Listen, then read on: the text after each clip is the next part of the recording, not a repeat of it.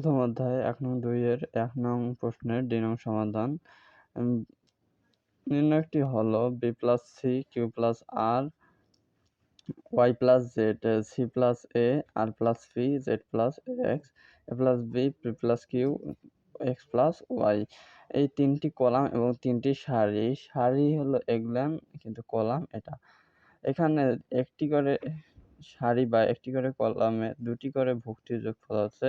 এখন আমরা এটাকে ভাঙিয়ে দ্বিতীয় লাইনে এসে এই কলামটিকে ভাঙিয়ে BQY আলাদা করে নেব এবং মধ্যে চিহ্ন যে আছে প্লাস, এটা এখানে আসবে, এই প্লাসটা এখানে আসবে। যদি এখানে মাইনাস থাকতো তাহলে এখানে মাইনাস হতো। তারপর বাকি যা আছে আর c + a r + p z + x এটা কলাম এবং এটা কলাম ঠিকই থাকবে। প্লাস c আর z যে আছে এটা c আর z নিব এবং বাকিটা যা আছে তাই হবে। পরের লাইনে এসে BQY c আর z, এখানে যে মধ্যের কলামটিকে এখন আমরা ভাঙাবো। c আর z a + b p + q x + y, এই কলামটি ঠিকই থাকবে। প্লাস এখানে যেহেতু মধ্যে প্লাস আছে সেহেতু আমরা প্লাস দিব এই নির্ণয়কটির মাঝে। প্লাস APX যে আছে এই APX টা আমরা মধ্যের কলামে নেব। BQY ঠিকই থাকবে। এখন আমরা নেব APX আগে। তারপর a + b p + q x + y ঠিকই থাকবে। প্লাস দিয়ে আমরা এখন এটিকে ভাঙাবো। c আর z ঠিকই থাকবে। এই যে c আর z প্লাস APX যে আছে এই কলামটি এখন আমরা c আর z নেব। c আর z plus a + b p + q x + y এটা ঠিকই থাকবে। প্লাস c আর z ঠিকই থাকবে। আমরা c আর z টা আগের নির্ণয়কে নিয়েছি।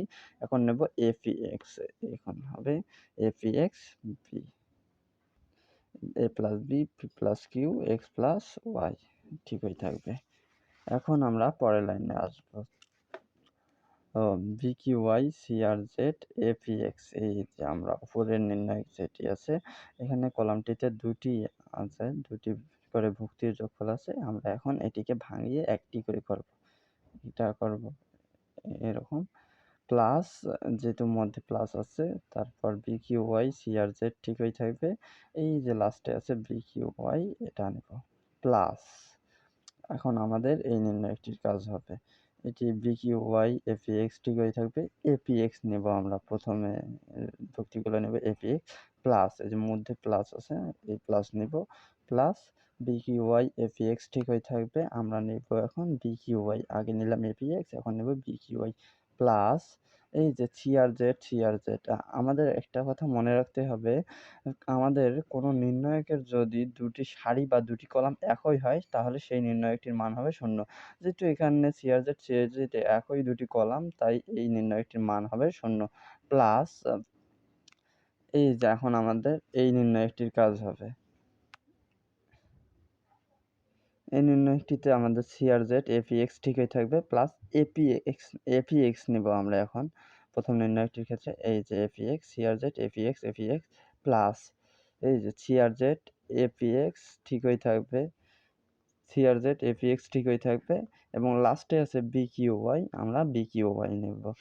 আমাদের এই লাইনের কাজ শেষ। এখন আমাদের এই যে প্রথম নির্ণয়টি BQY c আর z APX এটা ঠিকই থাকবে।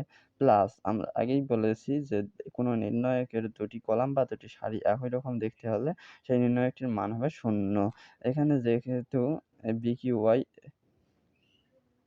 BQY এবং BQY ২টি কলাম একই রকম তাই এটির মান ০। প্লাস এই যে এখানে APX ২টি কলাম একই তাই এটারও মান ০। প্লাস এখানে BQY ২টি কলামের মান একই তাই এটার মান ০। প্লাস এটা তো ০ আছেই, এটা ০ বাদ। প্লাস আমাদের এই যে c আর z APX এই ২টি কলাম APX ২টি কলাম একই তাই এটার মান ০। প্লাস লাস্ট ক্ষেত্রে আমাদের যে নির্ণয়টি আছে c আর z APX BQY আমরা এখানে তুলেছি। এখন আমাদের প্রমাণে যা চেয়েছে তা আমরা পাইনি। তার জন্য আমাদের এখন একটি বিষয় মনে রাখার আছে যে যখন কোনো নির্ণয়কের মধ্যবর্তী কোনো সারি বা কলামের স্থানান্তর করা হবে তখন নির্ণায়কটির মানের কোনো পরিবর্তন হবে না, কিন্তু তার সামনে যে চিহ্নের পরিবর্তন হবে, অর্থাৎ ধনাত্মক থাকলে ঋণাত্মক হবে, ঋণাত্মক থাকলে ধনাত্মক হবে। উপরে যেহেতু নির্ণায়ক দুটি ধনাত্মকই আছে তাই এই দুটো ঋণাত্মক হবে। বিকিউআই তো ঠিকই থাকবে। এই যে এফইএক্স লাস্টে ছিল, লাস্ট কলামে ছিল, আমরা মধ্যে নিয়ে এসেছি এবং